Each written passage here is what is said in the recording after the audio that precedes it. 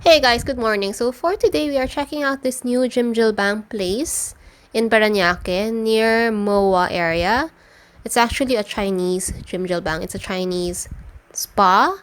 And here are the prices. Basically, you'd have to pay 1,620 per person, and that's consumable. You can spend it eating, having massage, or whatever.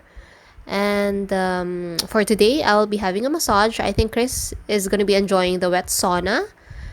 And let's see where this takes us.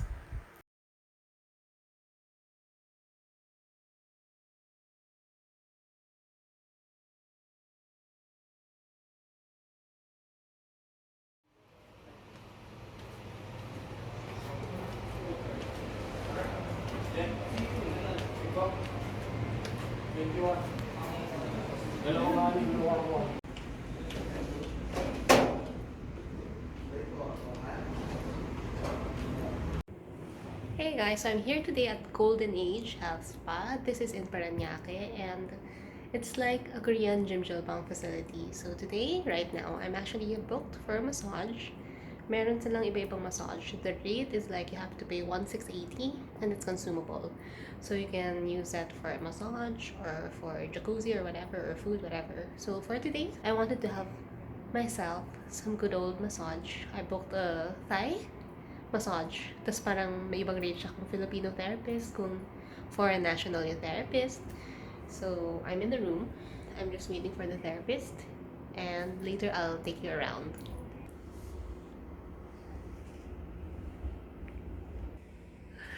Parang ito tinatapak-tapakan.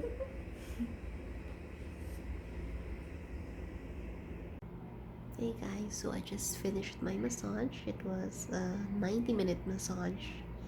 And sobrang sarap. Pero medyo na siya. Medyo hard. I got Thai massage. It parang iba yung routine niya from the Thai massage that I've had before. So after the massage, you can actually stay in the room. And I plan to sleep. Dahil wala akong tulog. Hindi ako natulog kagabi na maayos. And after, I can go around and check out the facilities. So, mamaya na.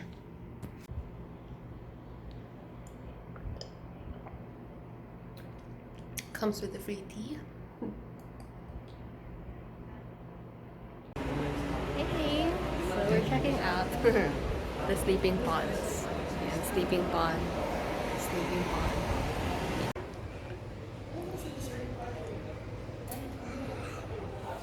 Oh my gosh.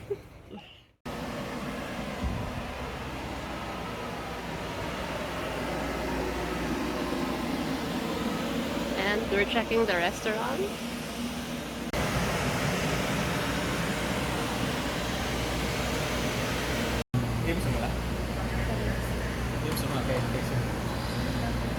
Eight Treasures Winter Melon Soup. Try mo. Hi! So we're here at the restaurant and we're trying out their food. Wala masyadong facilities, puro sleeping pods. Pati yung pool nila is mas konti than La Sema. But we get to try their food and we'll see.